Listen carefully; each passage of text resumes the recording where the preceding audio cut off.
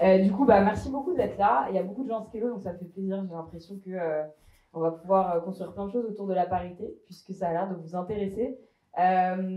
Du coup, pour ceux qui ne sont pas de Skélo, moi je m'appelle Emmanuel, j'ai cofondé Skélo il y a 7 ans, avec une équipe pas très paritaire, puisqu'il y a 2 filles et un garçon, Saline qui est ici et qui n'est pas là. Donc c'est peut-être un peu gonflé de hoster un événement sur la parité chez Skélo. Mais en tout cas, la raison pour laquelle on voulait en parler avec vous, c'est tout simplement que c'est un sujet qui nous tient à cœur. Pour ceux qui sont chez Skélo, vous le savez, on en parle depuis 2 trimestres à peu près. Et la raison pour laquelle ça nous tient à cœur, c'est tout simplement que derrière la parité, il y a une notion plus large de comment on construit une équipe qui est la plus équilibrée et la plus diverse possible. Évidemment, il y a plein de, on va dire, challenges dans le fait de recruter des gens qui ne sont pas tous pareils. Par contre, nous, on est convaincus, vous le savez, c'est aussi le motto de Skélo en interne et en externe, que pour créer une grande équipe et pour faire des grands succès, il faut que cette équipe elle soit équilibrée. Et du coup, au-delà de la parité, ce qui nous importe, c'est de créer une équipe la plus diverse possible. Mais aujourd'hui, on va parler de cette fameuse parité. J'en parlais juste avant avec Léopold, mais en fait, quand on a créé Skélo avec Kitri et Samy, du coup, ça n'a jamais été vraiment un sujet, on va dire, la parité, parce que on a réussi assez naturellement à avoir une équipe paritaire jusqu'à il y a 1 an et demi, au moment où l'accélération du recrutement s'est fait sentir. Et je pense que du coup, là, depuis 1 an et demi, même s'il y a beaucoup d'actions qui sont mises en place, on n'est plus au niveau qu'on a pu avoir et au niveau qu'on a envie d'avoir, parce qu'on est à 40-60. Évidemment, je pense qu'il y a plein de choses qu'on peut mettre en place, et c'est aussi pour ça qu'on fait cette table ronde aujourd'hui. Elle est hyper intéressée, parce que vous allez voir, on a des super intervenants qui ont réfléchi au sujet, qui ont fait plein de choses, qui ont réussi ou pas. Et du coup, l'objectif, c'est de vraiment s'inspirer de ces personnes avec des actions concrètes et de comprendre un petit peu derrière qu'est-ce qu'on peut en retirer, qu'est-ce qu'on peut mettre en place chez Skélo. Et pour ceux qui ne sont pas de chez Skélo, j'espère qu'on pourra aussi vous aider et vous donner des super idées avec David, qui est du coup le seul homme de cette équipe ultra paritaire d'intervenants, pour vous expliquer un peu ce qu'on a commencé à mettre en place chez Skélo. Voilà. Et du coup, on va tous applaudir Clotilde, Sandrine, David, Éléonore et Juliette.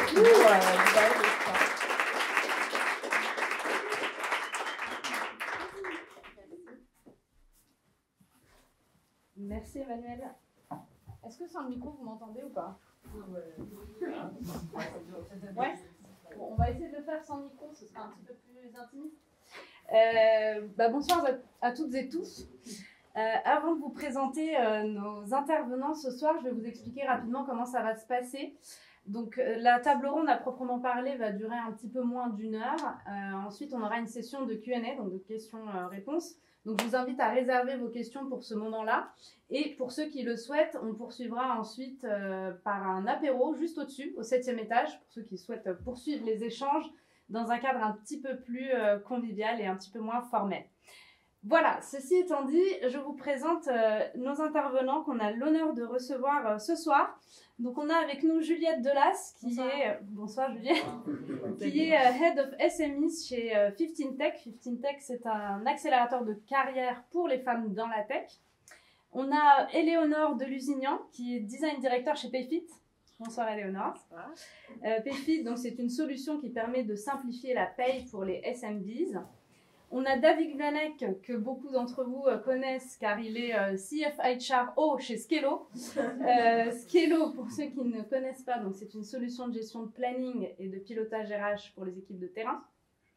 Bonsoir David. Bonsoir. On a également Clotilde Rousseau, qui est CRO chez Batch. Batch, c'est une plateforme de communication pour les entreprises. Et Sandrine Charpentier, CEO chez Mixity. Donc Mixity, c'est une solution RH pour mesurer et piloter la diversité et l'inclusion dans l'entreprise.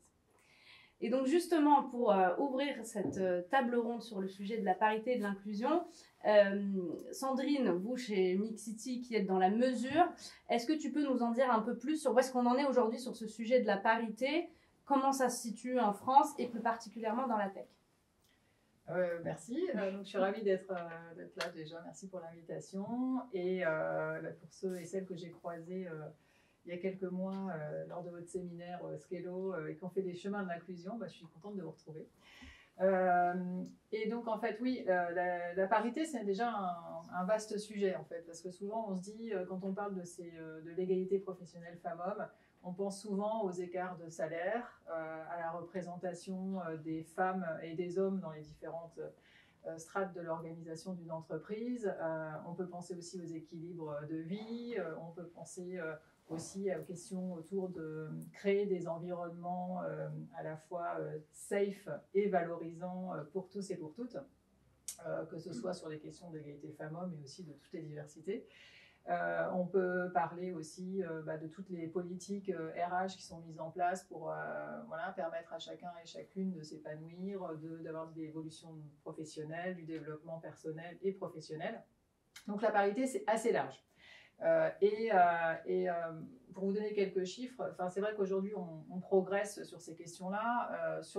Nous, chez Mixity, on évalue les politiques, les engagements, diversité et inclusion des organisations sur plein de sujets, l'égalité femmes-hommes, le handicap, les origines, les âges, l'orientation sexuelle, l'identité de genre. Et on sait que la plupart du temps, quand on échange avec les entreprises qu'on accompagne, effectivement, l'égalité femmes-hommes, la parité, c'est des choses qui sont assez portées, qui font partie des premières briques de l'engagement des organisations. Pourquoi ? Parce que déjà, même si on dit qu'on a l'impression que les femmes sont en minorité dans les organisations, notamment dans les postes clés, et plus particulièrement dans la tech, les femmes, c'est quand même 50% de la population.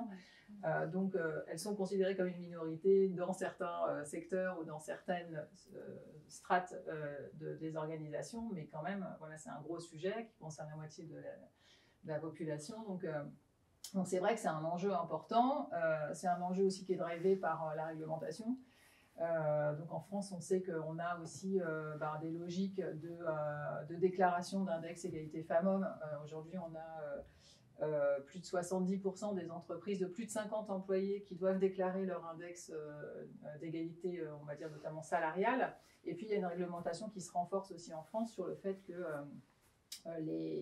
la représentation des femmes est aussi un enjeu clé et que le gouvernement s'en est emparé et qu'aujourd'hui, avec la loi Copé-Zimmermann qui existe depuis 10 ans, dans les grandes entreprises, les conseils d'administration doivent avoir plus de 40% de femmes aujourd'hui dans leur organisation. Et comme ça ne suffisait pas, parce qu'on a cru que ça allait automatiquement ruisseler et permettre aux postes de décision, de direction de se féminiser, ce qui n'a pas été le cas. Depuis 2021, il y a une nouvelle obligation pour les entreprises, pour l'instant les grosses, mais petit à petit ça va descendre aussi, de féminiser les COMEX et CODIR, les postes où la direction, où le pouvoir s'exerce aussi, et où les femmes sont aujourd'hui, si on comprend le SBF 120, à peu près 25%. Représentées. Donc il y a encore un petit peu de progrès à faire si on regarde ce que représente la population et la répartition femmes-hommes dans notre société. On a un petit peu les mêmes enjeux partout. Si on parle des métiers tech, il y a, on va dire, autour de 25% de femmes dans les métiers du numérique. Mais quand on prend tous les métiers du numérique, y compris les métiers support, les fonctions support, si on regarde que les métiers technologiques, les métiers qui sont plutôt des devs ou des métiers de tech dans l'industrie, on va tomber plutôt autour des 15%. Après, il y a différentes études donc avec des chiffres qui varient, mais on est sur peu de représentation des femmes. Et en plus, même s'il y a plein de choses qui se mettent en place, des actions qui sont portées, de plus en plus de réseaux, de rôle modèles qui s'engagent sur ces questions, ça progresse pas très vite, parce que même dans les écoles d'ingénieurs ou dans les écoles qui forment au développement informatique, il n'y a pas beaucoup de femmes et il n'y a pas beaucoup de jeunes filles qui se projettent au lycée vers ces métiers. Donc finalement, les rangs dans les écoles sont encore assez peu fournis si on prend les effectifs de filles. Donc c'est un vrai sujet, c'est un sujet qui est quand même assez, on va dire, structurel, où il y a ce frein pour les filles de se projeter dans des métiers tech. Et c'est la même chose en Europe, hein. Si on prend toute l'Europe, on a 17% de femmes dans les métiers tech. Et puis en termes d'égalité salariale, pareil, on est toujours aussi, même s'il y a en France c'est très porté, et ce travail sur les équilibres de salaire qui est quand même un minimum pour à poste égal, à compétences égales et à métier égal, on est quand même à 16% de différence en France, et à 17-18% au niveau européen. Donc voilà, toute l'Europe est concernée par ce sujet d'inégalité salariale, de manque de représentation dans les postes clés des organisations, et même dans les COMEX, avec la loi Copé-Zimmermann notamment, quand on voit les COMEX, les CODIR se féminiser, les femmes sont beaucoup dans les fonctions support, les hommes sont beaucoup dans les fonctions opérationnelles, et au final, le pouvoir, le pouvoir avec ce qu'il a de bon, hein, c'est pas pour apporter un jugement, simplement un constat, on est quand même sur des logiques et des mécaniques qui sont toujours un petit peu genrées ou stéréotypées, et il y a un vrai travail qui est mené et qui continue d'être mené par aussi vous et plein d'acteurs, que ce soit les entreprises, les réseaux, etc., pour déconstruire des schémas, encourager les filles à aller vers les métiers technologiques, à aussi travailler sur comment on crée des environnements safe et valorisants. Alors on en parlera peut-être un petit peu après, mais je ne veux pas mobiliser la parole, mais valorisant, ça veut dire safe évidemment, parce qu'on sait qu'il y a des environnements où quand les femmes sont en minorité, elles ont peut-être un peu plus de mal à s'épanouir ou à se sentir à l'aise et à pouvoir contribuer pleinement à un projet. Et le côté safe, c'est important, et c'est le rôle de l'entreprise de s'engager là-dessus, mais le côté aussi valorisant, c'est essentiel, parce que quand on valorise, quand on est, je ne sais pas, quand vous prenez un groupe, la logique de parité, la parité c'est 40-60.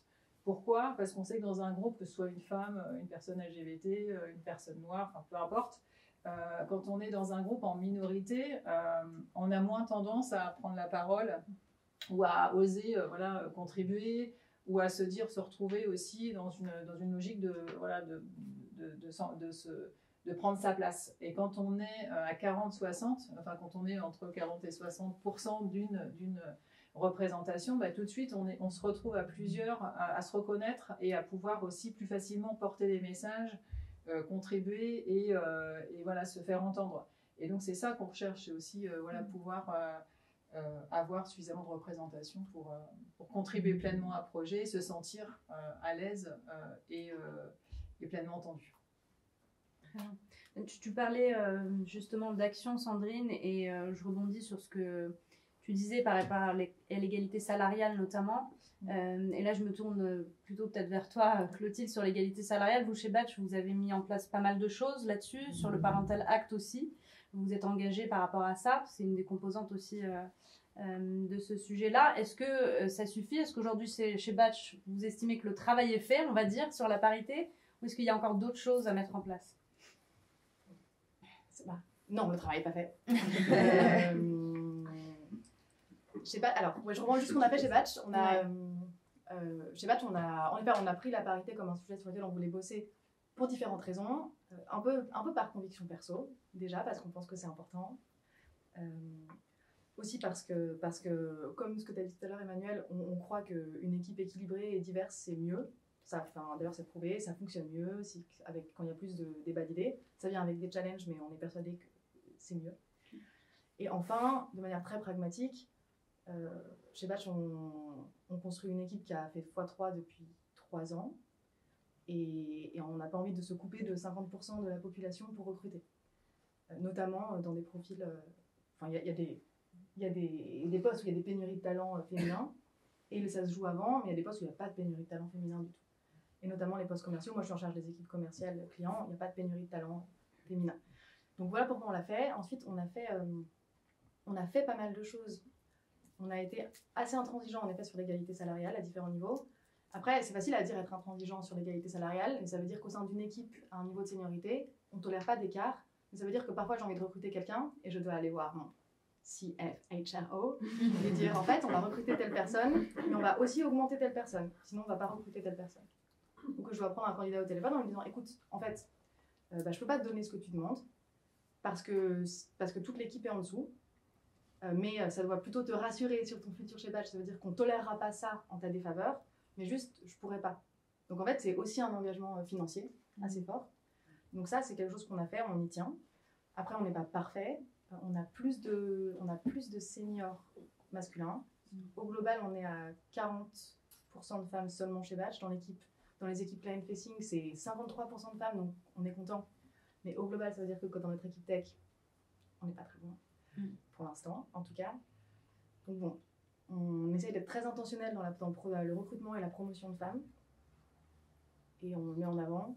Et enfin, en effet, tout l'engagement, et c'est pas du tout fini. En revanche, je considère quand même que dans les startups, on est un peu des bébés de ce sujet-là. Il y a des boîtes qui ont des milliers d'employés, qui ont géré 1 milliard de retours de congé mat, qui ont géré 1 milliard de recrutements, beaucoup de sujets de réalignement de grilles salariales.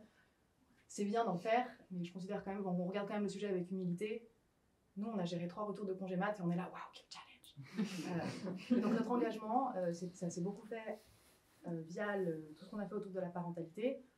Donc il y a quelques années, quand des entrepreneurs ont bossé sur un Parental Act, qui était en fait un allongement du congé paternité en amont de la loi, on l'a signé, on était très contents de le faire.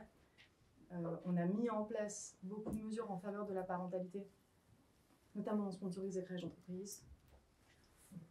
Ça paraît bête, mais en fait c'est 15 000 € par berceau. Donc en fait c'est cher. Donc c'est des engagements. En fait tout ça derrière l'engagement en faveur de la parité, c'est allouer des ressources autrement qu'en temps, c'est de l'argent. Et non, c'est pas du tout fini parce que comme je disais, on n'est pas du tout au bon ratio encore. On n'a pas du tout un codir paritaire, on n'a pas un board paritaire, on a encore une équipe, dans les seniors, il y a un peu plus d'hommes que de femmes. Même s'il y a plus de managers femmes dans mon équipe, j'en suis hyper fière. Et non, en fait, c'est jamais fini. Et on gère les sujets pour la première fois. En revanche, c'est vrai que notre engagement a beaucoup pris la forme a été beaucoup centré sur la parentalité parce que, au-delà des égalités salariales connues, si on regarde la date du premier enfant, 10 ans après, ou avec des trajectoires, dans ce sens-là, avec des trajectoires similaires hommes-femmes, date du premier enfant, 10 ans après, il y a 25% d'écart dans les trajectoires salariales. Premier enfant. Et c'est pas que des mécanismes d'entreprise, c'est aussi des mécanismes de qui prend les appels de société, quoi. De couple, de qui prend les rendez-vous chez le médecin et de qui sort du taf à 16h, en fait. Donc c'est aussi des choix de société, quoi. Donc bon, non, c'est pas du tout fini, mais on tâche de travailler dessus en continu. Parce que je rebondis sur qui prend les rendez-vous chez le médecin. Il y a une étude récemment. C'est un classique, ça fait rebondir. Ouais, qui est sortie de Doctolib là, avec un écart incroyable entre justement qui gère les prises de rendez-vous chez les enfants. C'est principalement des femmes, c'est principalement les mères. Donc ouais, il y a cette charge aussi à laquelle on ne pose pas toujours forcément. Côté Payfit, Éléonore, vous avez fait d'autres choses et je pense notamment à la communauté que vous avez créée là, il y a tout récemment et qui s'appelle Women at Payfit. Est-ce que tu peux nous raconter quel est l'objectif en fait de cette communauté-là et pourquoi elle a vu le jour, pourquoi cette forme-là d'engagement sur la parité? Tout à fait. Eh bien, du coup, pour un peu revenir en effet sur la jeunesse, chez Payfit, étant donné qu'on est dans ce domaine des ressources RH, je dirais que nos fondateurs ont toujours été très tenus à cœur d'être exemplaires dans ces domaines-là. Donc, on a beaucoup mis de choses en place au niveau RH déjà, et on a quelqu'un qui est responsable en termes de diversité et inclusion. Donc, il y avait pas mal de choses déjà un peu structurantes en termes au niveau opérationnel qui étaient mis en place. En revanche, comme dans la tech, on n'a pas encore la parité dans l'équipe en termes d'équilibre et on a aussi beaucoup grossi et c'est clairement avec ces enjeux-là, ça met que d'accélérer sur ces sujets, on peut pas, c'est un travail collectif. Ça ne peut pas que se reposer sur des équipes opérationnelles, people, des équipes diversité et inclusion. Ça doit être culturel et une responsabilité collective de l'entreprise. Et c'était quelque chose qui s'est ressenti dans les collaborateurs. Et c'est comme ça qu'est un peu venue l'idée. Dans le sens que on était plusieurs femmes qui commençaient à se poser la question, c'est un enjeu pour moi, comment moi je peux aider Payfit à mon niveau individuel, comment, on voit les efforts, mais ça me concerne, donc égoïstement, comment est-ce qu'on peut aider à accélérer les choses, donner notre opinion sur les choses, parce que on est aussi sur le terrain, surtout sur des métiers opérationnels comme sales, comme tech et tout. Parfois, c'est encore plus parlant d'avoir ces experts sur des marchés qu'il faut recruter du terrain ou développer ces axes. contribuer à ces initiatives et pas juste se dire c'est le métier, la responsabilité Des RH et tout, de le faire, quoi. Donc d'où est venue la chose, et aussi parce que en fonction des différents départements, on a plus ou moins un bon niveau de parité, mais clairement, dès qu'on remonte dans le niveau de responsabilité, la leadership, au exco et tout ça, on se retrouvait pas en tant que, on voyait que de moins en moins, moi inclus en termes de directrice, on se revoyait moins, et on voulait déjà développer ce genre de choses. Donc pour un peu dire concrètement comment on s'est pris pour développer le collectif Women Happy Fit, voilà, c'est vraiment le côté un peu informel de discussion entre femmes leaders dans la leadership côté PayFit, qui s'est dit voilà, qu'est-ce qu'on peut faire à notre niveau individuel pour soutenir PayFit là-dessus, et qu'on notre parole soit entendue. Ça s'est démarré par des workshops cet été par certaines personnes pour identifier justement quels axes on veut se focaliser et quels sont les enjeux, les missions de ce groupe, pour bien aussi distinguer entre qu'est-ce que nous, en tant que salariés de PayFit, on peut faire à notre niveau en complément des équipes où c'est leur responsabilité. C'est pas faire leur boulot, c'est être complémentaire et de transmettre et faire en sorte que ça soit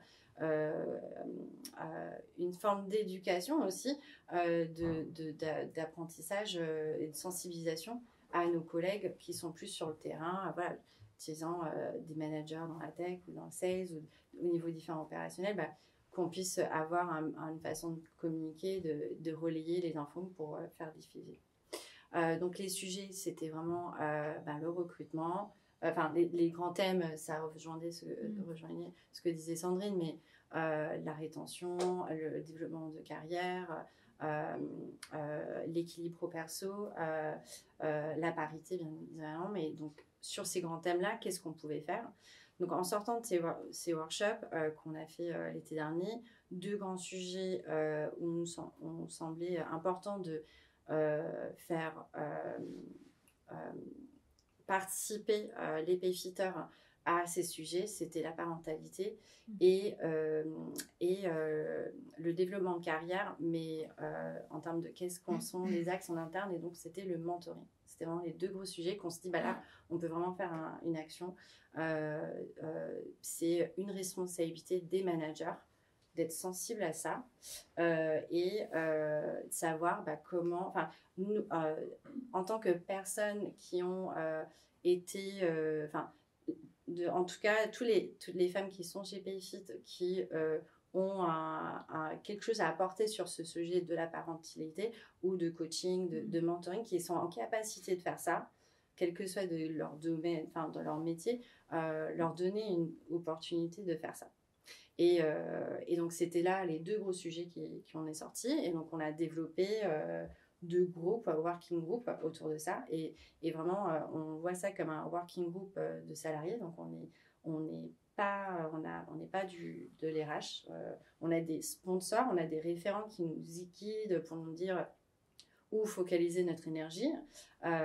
Et on est partenaire avec eux. Mais l'idée, c'est nous, on soit un peu des relais et qu'on fasse avancer ça avec ceux qui puissent contribuer avec leur expérience sur ces 2 sujets. Donc, ça permet justement de développer sur ces 2 sujets-là. Donc, si on prend la parentalité, se poser la question, c'est quoi et accompagner les RH sur les questions de comment faire la bonne feuille de route de reprise après une congé mat et d'accompagner. Nous, on a une énorme population de parents chez PayFit. C'est pas que les mamans, c'est aussi les pères. Comment on fait pour être hypersensible et ouvert et savoir donner les moyens aux managers de savoir comment savoir accompagner ça et gérer ça. Et voilà, c'est dommage de se dire que c'est au RH de gérer ça, je caractérise, mais au RH de faire ça, alors qu'on est plus d'une centaine de parents dans notre boîte et qu'on peut très bien donner et nourrir notre avis là-dessus, quoi. Et je donne aussi un autre exemple, je ne sais pas comment c'est dans les autres boîtes, mais nous, on a un gros groupe, un groupe Slack parents des PFIT qui dure depuis Covid et on est tout le temps à nous échanger des conseils et tout ça et c'est super, quoi. D'avoir ce relais. Il y a un gros cycle, un groupe intime. La semaine dernière, il y a 2 semaines, on a fait une fête avec tous les enfants de PFIT pour Pâques. C'était génial. Je suis venue avec mon fils, il a pu voir où je travaille. On est hyper sensible sur ces sujets de famille. Et donc, typiquement, ce genre d'événement, c'est fait grâce à nos équipes RH, mais je pense que ça montre en image aussi que on est une communauté chez BFIT et on veut pas, on sent une responsabilité collective sur ce genre de sujet. Donc ça, c'est un peu sur l'aspect parentalité.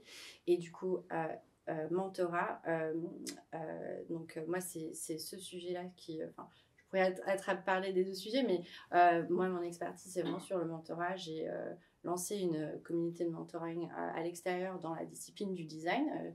J'ai lancé déjà 5 promos dans le passé depuis 3 ans. On a une base de données de plus de 100 mentors qu'on met en relation avec des designers qui sont en train de se développer, uniquement femmes. L'idée, c'est vraiment... moi, je veux développer ça chez PFIT parce que c'est hyper bénéfique et on sent dans les témoignages qu'on voit et les besoins qu'il y a besoin pour développer des talents et les retenir, il faut que les femmes puissent d'avoir des relais et des personnes qui puissent se confier et s'inspirer, quoi. C'est vraiment l'aspect trouver des modèles. Ça peut être des hommes, ça peut être des femmes, mais il faut qu'on leur donne ces liens de référence et développer des liens cross-équipe aussi. On peut faire plein de choses autour du mentorat. Donc, on est en train de lancer ça aujourd'hui. Commencer aussi pour...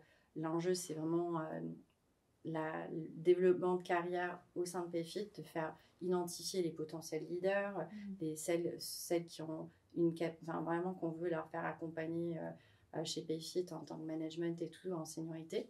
On se dit, on a une super équipe, il faut enrichir et nourrir ça et donner un relais aux managers et à la direction sur comment faire ce travail et aussi travailler sur l'intelligence collective dans le sens qu'on a une super leadership, on a beaucoup de talent, il faut les mettre en relation et leur donner le cadre pour le faire de façon saine, ça c'est un safe space avec une structure de comment donner un peu de son temps, mais avec un impact énorme derrière de développement.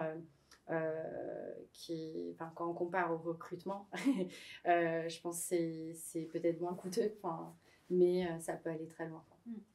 Et je le vois très bien à l'extérieur de PFIT, en tout cas les bénéfices que ça, on fait de façon totalement bénévole et c'est important de développer cette communauté. Mais on voit dans ce que tu dis, Éléonore, que vraiment la mobilisation en fait, des personnes dans l'entreprise est clé. Dans ce que tu disais aussi, Clotilde, tout à l'heure, quand tu parlais de la nécessité aussi d'embarquer la finance, en fait, la mobilisation vraiment de tous les collaborateurs, mais aussi de l'entreprise, est un enjeu qui est crucial. On voit que c'est un sujet qui est important pour tous, mais il y a toujours cette marche, on va dire, à passer pour s'engager, pour s'investir sur cette voie de la parité, qui manque un peu parfois. Vous, et là je m'adresse vraiment pour le coup au collectif, c'est quoi en fait vos clés pour mobiliser les collaborateurs, pour engager les personnes sur ce sujet de la parité? Et peut-être, Éléonore, toi justement sur ce sujet du mentorat, tu as peut-être plus d'éléments à nous partager. Alors, je pense que faut que ça soit une énergie qui se diffuse. J'arrive pas à trouver le bon mot, mais moi, en tout cas, à titre personnel, Déjà, c'est l'énergie des personnes qui sont intéressées par ce sujet qui derrière se transmet et c'est un peu l'histoire d'un peu dissiper cette énergie et ça fait un peu boule de neige. Tu commences par 2 personnes, tu commences à parler à d'autres personnes qui se disent ah mais c'est trop bien, qui veulent s'engager aussi. Et quand on voit tout de suite le feedback de l'énergie positive que ça donne et la gratification, ça devient un peu ça développe une envie qui fait envie des autres. Et moi je trouve en tout cas ça aussi donne le côté ça donne énormément de recul sur son quotidien professionnel et de perspective et je pense ça c'est une bonne façon de se dire ouais en fait les problématiques du quotidien c'est pas si critique que ça. Enfin, il y a d'autres choses humaines qui sont hyper valorisantes et je pense qu'il y a une certaine chose qui donne, qui nourrit vachement et qui se propage très vite, quoi, dès que tu lances cette dynamique. Juste pour rebondir du coup sur ce que tu dis, nous c'est ce qu'on appelle les Employee Resource Group. En fait, c'est le fait que dans les entreprises, il y a des groupes de salariés qui soit ont été nommés, soit sont tout simplement ont décidé de se rassembler autour d'une cause qui leur tient à cœur, que ce soit l'écologie, les femmes, les communautés LGBTQ+, etc. Et en fait, le but, c'est aussi de faire en sorte que cet engagement que tu as en tant que salarié ne bouffe pas aussi ton taf. Parce que si, du coup, tu dois faire ça en plus de tout ce que tu as à faire dans ton travail, comme on sait que, notamment dans l'univers des startups, on travaille 10 heures par jour et on n'a pas forcément le temps de faire ça en plus. C'est aussi la vision de la diversité de façon générale, je pense. C'est toujours un truc qui est en plus de tout ce que tu dois faire au quotidien. L'idée, c'est de faire en sorte qu'en fait, ça fasse partie en fait, de ta fiche de poste. C'est-à-dire que si tu es intéressé pour rejoindre un Employee Resource Group sur l'écologie, typiquement, et comment le faire passer à travers l'entreprise, en fait, par exemple, tu vas avoir un jour par mois ou X heures par semaine qui t'est dédié à ce projet, où tu peux par exemple bloquer ton agenda, mais qui fait que du coup, tu t'impliques parce que tu as aussi le temps de le faire. Et après, potentiellement aussi de voir comment derrière, tu remercies ces personnes et comment tu les rends visibles auprès de l'entreprise. Donc, comment tu en fais des ambassadeurs, des ambassadrices. Tout doit être un peu incentivé parce que si tu pars du bénévolat à 100%, il y a toujours des gens qui ça va s'étioler au fur et à mesure, ce qui est normal parce que tu as l'euphorie du début, puis petit à petit, on a chacun notre job et notre quotidien. Donc, c'est comment tu fais en fait pour que tes salariés en fassent partie, que ce soit pas quelque chose qui vienne en plus de tout le reste et que du coup, ce soit aussi quelque chose qui leur tient à cœur. Parce que si tu commences à les forcer à aller dans un endroit dans lequel ils se ressemblent pas forcément, ils se reconnaissent pas forcément, c'est là où en fait tu perds du coup l'adhésion de tes employés.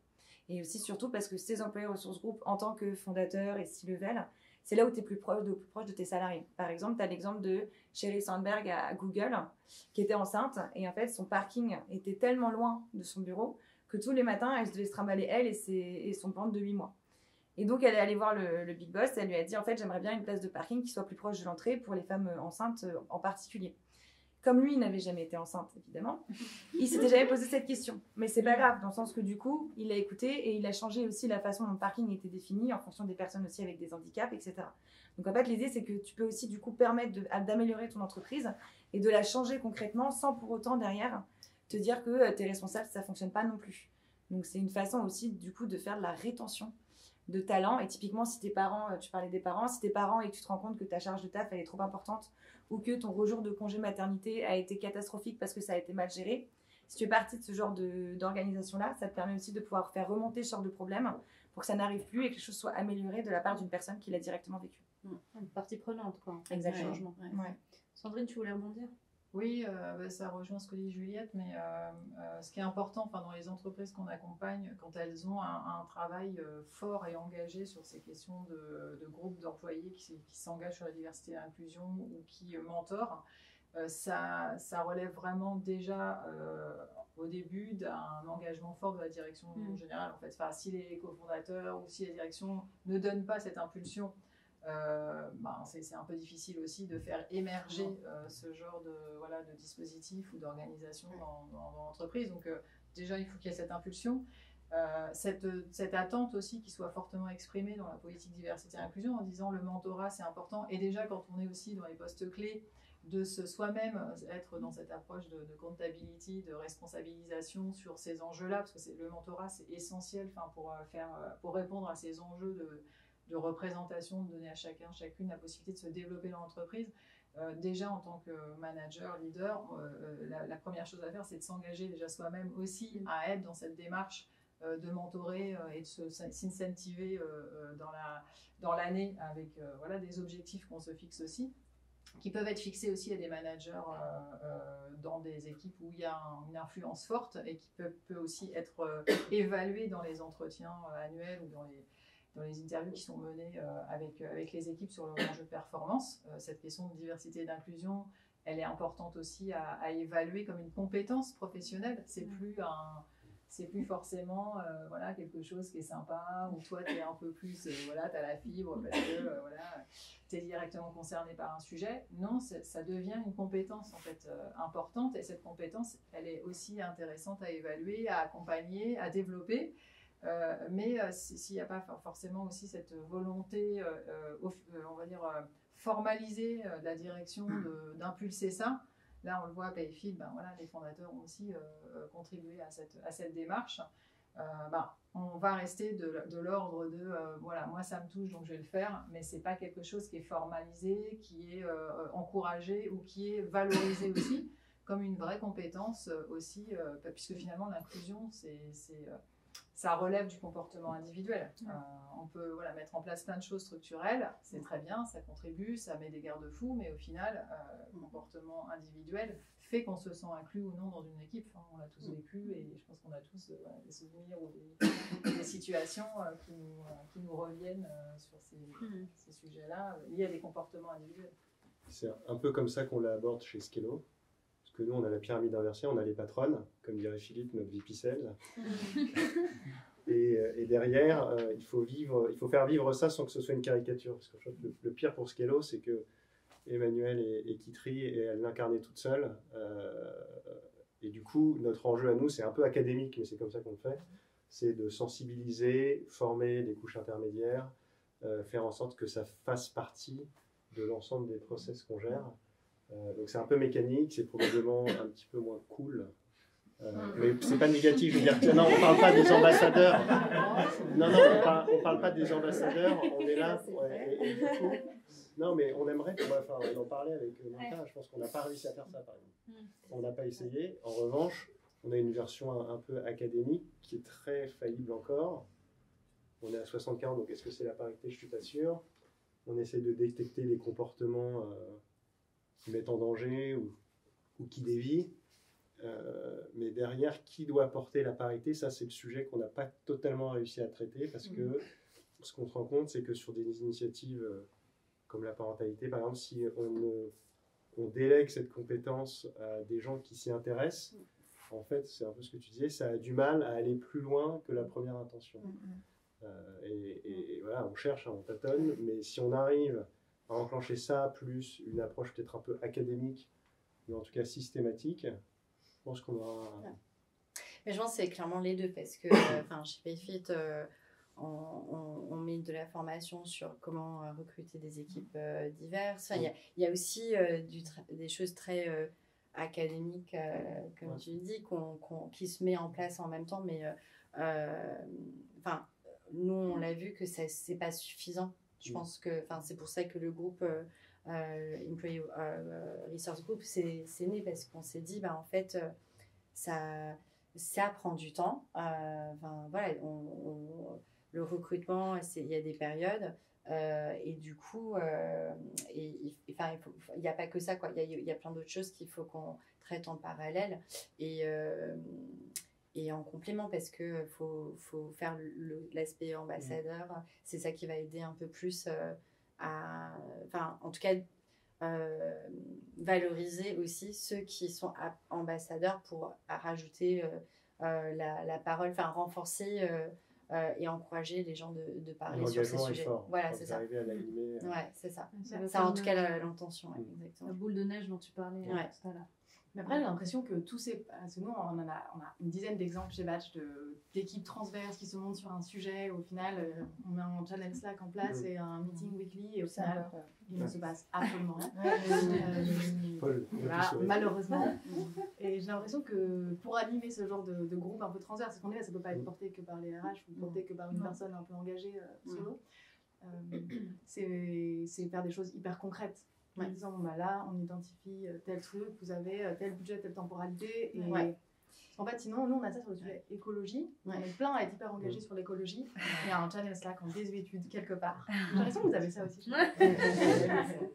Et quelqu'un poste des articles. Et le fait d'avoir des choses hyper concrètes, après, c'est forcément un renoncement. On se dit, bah, la parentalité. Et vous avez un budget parentalité Bah, en tout cas, dans les initiatives qui ont été évoquées, à chaque fois, c'est très chiffré. Mais après, on a un peu fait, il y a plein de gens enceintes qui vont avoir des enfants, tout le monde va vouloir une crèche. C'est cher. Je sais, c'est une question de CFO, ça fait mal. Mais comment ça coûte? C'est un vrai sujet. Mais non, mais parce que si le budget est un sujet. c'est comme tout, s'il n'y a pas de budget, ça ne marche pas. C'était ma question. Je ne disais pas ça coûte trop cher, je disais combien ça coûte combien il faut pour que ça marche. Oui, parce que s'il n'y a pas de budget, il n'y a rien. Mais comme tout, en fait. Il ne peut rien se passer. Ouais, non, je suis d'accord. À part un WhatsApp pour parler des enfants. C'est cool. C'est ce que tu évoquais tout à l'heure. À un moment, il faut aussi le budget. Pour l'égalité salariale, il faut du budget pour pouvoir potentiellement rehausser les salaires. Pour engager des actions, il faut du budget pour les financer. Donc forcément... La plus grosse erreur, je pense, c'est justement de penser... Moi, il y a beaucoup d'entreprises... Donc du coup, moi, mon rôle, c'est de rencontrer des entreprises qui veulent recruter plus de talents féminins. Et j'ai beaucoup d'entreprises qui me rencontrent et qui me disent alors, on a fait plein d'événements, c'est super. Je dis ok, mais vous avez une grille salariale. Alors, on travaille dessus. Mais par contre, il y a plein d'événements partout avec des femmes partout. En fait, c'est super, mais le problème, c'est toujours pareil. C'est que si tu mets en fait des femmes partout, mais que derrière, tu accueilles, par exemple, donc moi, mon sujet, c'est forcément les femmes dans la tech, mais que tu mets plein de choses en avant, d'événements super qui te coûtent rien parce que tu as des super locaux comme ici, mais que derrière, en fait, il n'y a pas d'actions concrètes qui sont faites. C'est pas du tout ce que je dis sur Skello. Hein. Les super locaux, ça coûte. Vous avez des très beaux locaux, c'est tout ce que je dis. Mais du coup, dans les faits, si tu mets tout ça en place et que tu mets ces femmes et que tu montres à quel point elles sont géniales, mais qu'en fait, en interne, tu n'as pas mis en place ces actions nécessaires, de toutes les façons, en fait, tu n'y arriveras pas. Donc, ces personnes-là, quand je leur dis ok, mais vous avez quoi comme budget, ils me répondent on n'en a pas. Par contre, tu peux venir faire un talk chez nous. Super, avec plaisir, mais ça suffira pas. Et en fait, ce sujet du budget, c'est un sujet qui revient systématiquement quand on va parler de la diversité, de la parité. C'est que tous ces sujets d'entreprise aujourd'hui, ils ont un prix.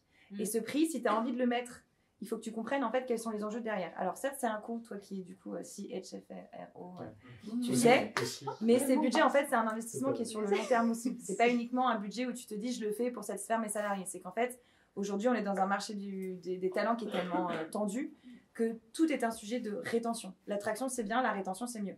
Et donc, du coup, une fois que tes salariés ils sont là, comment tu fais pour que tous ces sujets soient au cœur de ta stratégie de people et in fine, en fait, d'épanouissement, puisqu'on a aussi une modification de la façon dont on voit notre vie en entreprise, où aujourd'hui, on vit plus vraiment, on travaille pour vivre, on vit moins pour travailler, en tout cas, pour ma part.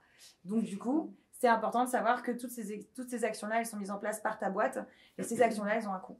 Et ça, les entreprises qui aujourd'hui ne le comprennent pas et qui se contentent justement de faire des événements avec des super femmes qui sont mises en avant, c'est en général les entreprises qui, selon moi, demain vont un peu ramer à devoir rattraper le temps perdu.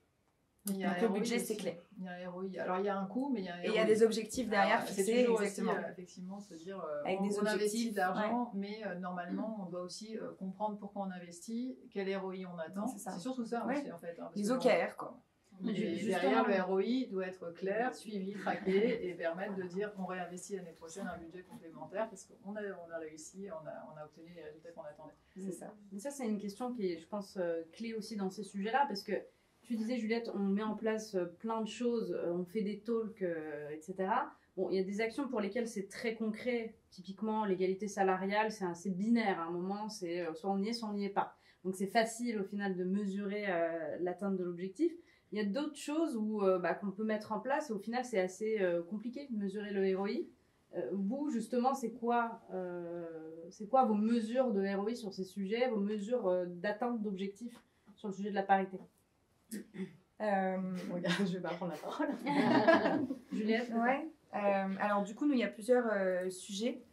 Il y a évidemment du coup des surveys, donc des questionnaires que tu peux envoyer à tes salariés. Tu peux faire des questionnaires qui sont mixtes et non mixtes, typiquement des questionnaires à destination des femmes de l'entreprise pour essayer de savoir comment elles se sentent aujourd'hui, à destination des hommes aussi, et indépendamment de ça, des questionnaires qui sont un peu plus larges, sont des questions plus largement d'épanouissement, etc. Et en fait, essaye de traquer concrètement comment les choses se passent. Si par exemple, tu as une équipe où il y a eu un comportement toxique, abusif ou autre, il faut que tu suives en fait. Une fois que tu as mis en place des choses pour changer ces comportements-là et pour rectifier le tir, il faut que tu suives en fait ce qui se passe en interne dans ta boîte, dans ton équipe. Est-ce que les choses ont évolué? Est-ce que les actions que tu as mis en place ont marché. Donc en fait, c'est toujours un peu pareil, finalement, c'est dans la mesure. Nous, moi en tout cas, je parle beaucoup de data, et on est très data-driven dans la façon dont on voit la parité, parce qu'en fait, les data, c'est non négociable, contrairement aux sentiments et aux émotions. Et donc, du coup, si tu mets en place des data et des surveys constants de suivi de tes salariés, de leur épanouissement, et sur des sujets bien dédiés, justement, de est-ce que par exemple, pour une femme, en l'occurrence, dans une réunion, est-ce que tu sens que tu as ta place? Est-ce que tu te sens légitime? Est-ce que tu sens que tu peux prendre la parole? Est-ce qu'on va te couper la parole? Tout ça, c'est des sujets qui sont assez concrets, mais qui finalement permettent de savoir un petit peu aujourd'hui, en fonction des équipes, comment est-ce que tu te sens. Tu peux bien évidemment anonymiser ce genre de survey, mais les surveys, ça te permet d'être au plus proche justement de tes salariés. C'est une première mesure. La deuxième chose, du coup, c'est que nous, on a créé ce qu'on appelle le Gender Score. C'est un questionnaire qui te permet, en fait, en tant qu'entreprise, de savoir exactement où tu te situes sur 4 grands piliers qu'on a identifiés comme les piliers les plus essentiels pour attirer des talents féminins. Si on reste sur les femmes ici, comme l'égalité salariale, comme justement la parentalité, autres. Et en fait, ce questionnaire te permet de savoir aujourd'hui quelles sont toutes les actions que tu peux mettre en place. Évidemment, tout n'est pas forcément possible, surtout en fonction de la taille de ton entreprise.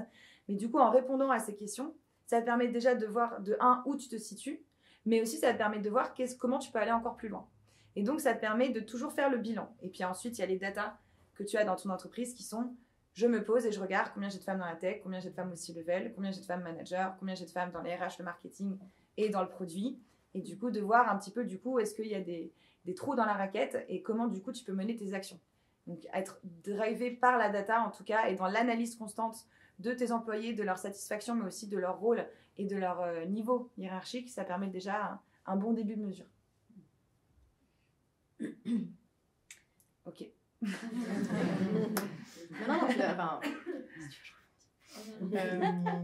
Non, mais en fait, t'avais envie de rebondir, Claudie. mais du coup, maintenant, je me sens obligée. Je suis d'accord que c'est important de mesurer, mais pour moi, c'est pas vraiment le sujet de ROI, de est-ce qu'on passe d'un gender score à 4 ou à 5. Enfin, donc oui, c'est un but en soi, mais en général, les entreprises, elles ont des objectifs souvent plutôt en termes de chiffres ou de chiffres d'un produit, etc. Et après, j'ai l'impression que c'est quand même plutôt de l'ordre de l'engagement et de la croyance, de se dire, je pense qu'une équipe diverse, ça marche mieux. En fait, ça, c'est prouvé, c'est des surveys, mais ce sera très difficile de tester chez toi. On base une équipe avec que des hommes blancs entre 25 et 30 ans. Et puis soudain, c'est difficile à tester de manière binaire. Genre, tu vois, chez Batch, si je me dis, bon, allez, toutes les femmes blanches pour un mois, et on voit. Je ne peux pas le tester de manière empirique. Tu vois. Mais oui, en effet, pour le coup, c'est prouvé. Je trouve qu'en termes de mesurer le ROI, d'embaucher plus de femmes, moi, je peux dire que je suis ravie d'avoir une équipe commerciale avec pratiquement que des femmes managers. Parce que quand on arrive sur un salon, c'est pas la même vibe que le stand de Salesforce, donc c'est bien. Et qu'en fait, je pense que ça met aussi un mindset, un état d'esprit qui est plus chouette dans l'équipe. Pas parce que c'est des femmes, juste parce qu'elles sont cool, je pense. Je pense pas que les femmes soient plus cool que les autres. Mais le ROI en tant que tel, soit tu te mets des objectifs sur des métriques que tu peux suivre avec un survey, c'est très bien, mais souvent le ROI, si tu le pousses au max, c'est ton revenu et ton EBITDA. Il y a l'EBITDA, il y a la performance avec les entreprises, c'est les directions générales, les directions qui veulent aussi parfois, qui ont du mal à s'engager naturellement, on va dire, pour progresser. Voilà, on travaille avec elles sur cette question de c'est quoi le ROI, pourquoi on y croit, pourquoi toutes ces études, voilà, on est tous d'accord, mais vraiment, mais oui, bien sûr, etc. Mais derrière, pourquoi on le fait pas, pourquoi on s'engage pas, pourquoi ça progresse pas si vite. Donc c'est vraiment de se dire, on va travailler sur ce qui nous parle et vos leviers, c'est-à-dire le ROI, pourquoi il faut mettre du budget, pourquoi il faut mettre ces actions en place, etc.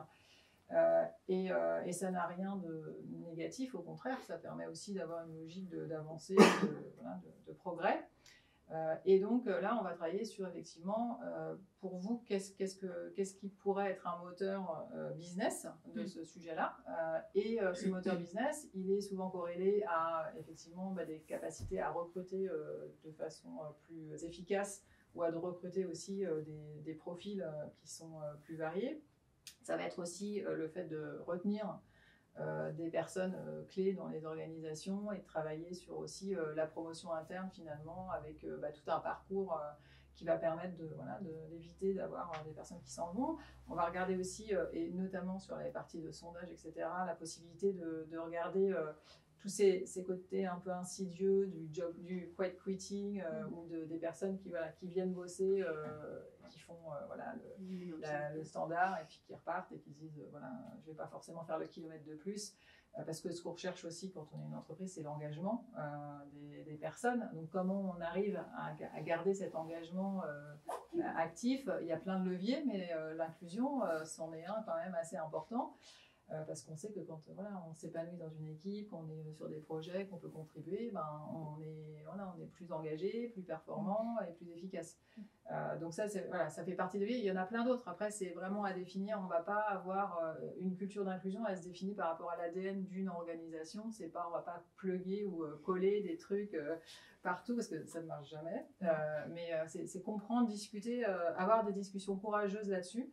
Parce qu'on parle de diversité et inclusion, voilà, on ne veut pas dire forcément certaines choses parce qu'on se dit là, je vais être peut-être mal jugé ou je ne peux pas me permettre de dire ça ou ça, mais à un moment donné, il faut se parler honnêtement de pourquoi on veut le faire et qu'est-ce qu'on recherche en fait. Donc selon les entreprises, selon les équipes, il y a des leviers différents d'action et c'est se donner aussi cet objectif de ROI parce que, encore une fois, souvent quand on arrive dans des entreprises qui nous disent nous, la diversité et inclusion, c'est une priorité stratégique. Donc on dit, ah super, on va avoir un budget et tout, là, on va pouvoir déployer plein d'actions, travailler.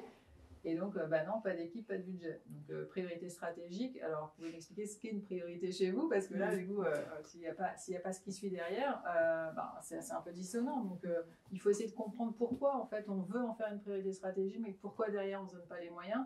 Et pourquoi on ne se donne pas les moyens? Parce qu'on ne voit pas vraiment, on ne croit pas vraiment au ROI, en fait. Et si on n'y croit pas, on n'y va pas. Et pour rebondir juste sur ça, j'ai juste un exemple très concret de ça. C'est que parfois, c'est le serpent qui se mord la queue et la réalité te rattrape. Par exemple, j'avais une entreprise qui m'avait contactée. Ils faisaient des cartes bancaires pour adolescents.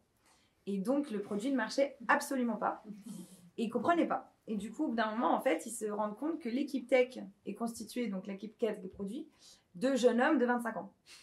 Et donc, en fait, qui avait un peu zappé, le seul truc, c'est que qui prend la carte adolescent à son adolescent, c'est les mamans. Mais il y avait 0 maman dans l'équipe, 0 maman dans la boîte, en fait, parce que c'était une équipe hyper jeune, hyper masculine.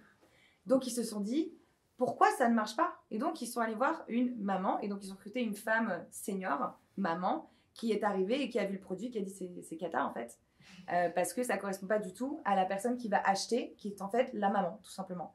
Et donc, ils ont commencé à modeler une équipe qui correspondait davantage à un produit, tout simplement. Et c'est là où en fait le shift s'est fait en interne sur la diversité, sur l'inclusion, qu'elle soit autre que simplement le genre, mais aussi de la seniorité, etc., etc.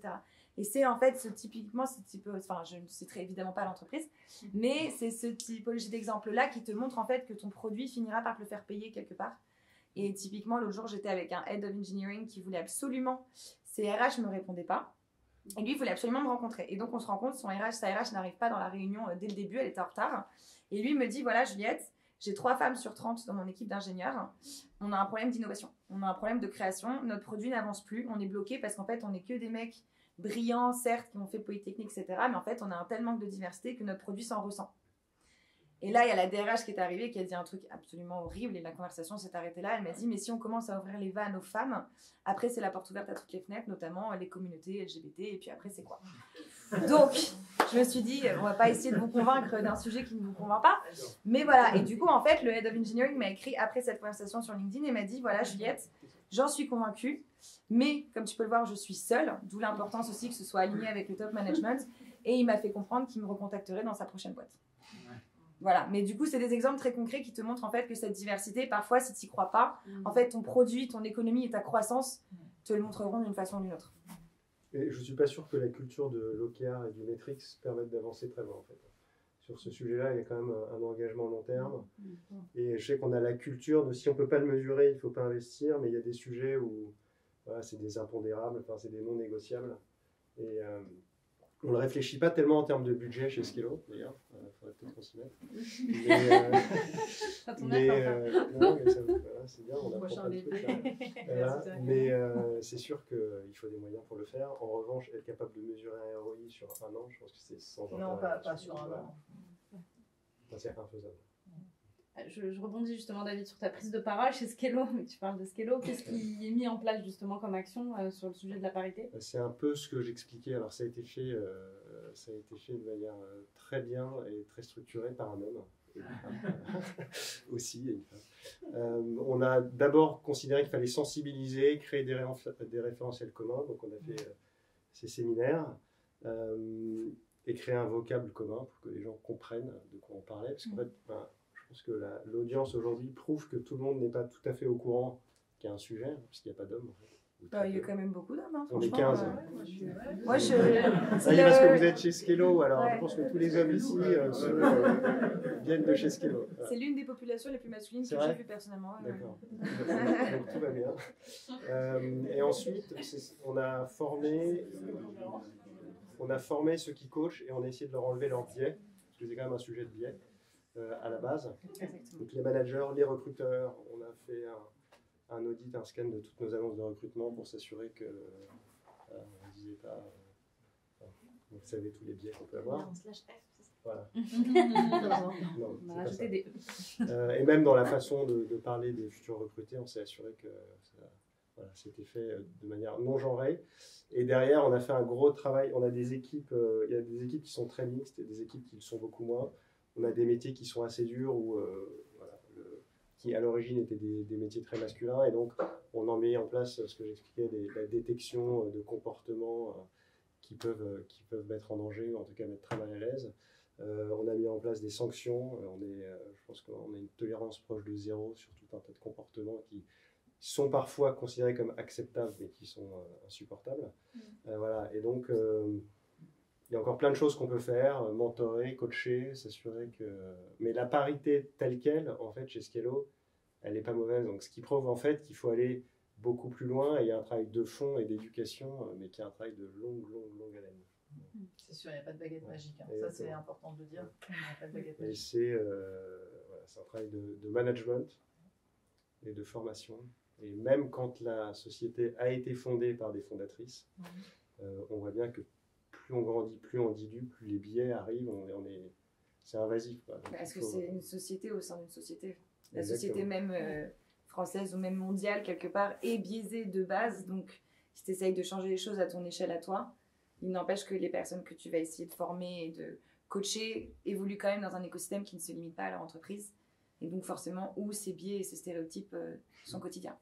Donc, le problème, il est de fond. Il est encore plus profond, mais c'est déjà un excellent début et c'est très bien ce que vous faites. Ouais, je pense que c'est surtout même... c'est là où c'est important, on l'a beaucoup évoqué, que ça doit être... il doit y avoir une certaine exemplarité au niveau leadership, je pense. C'est ça, c'est qui est hyper important.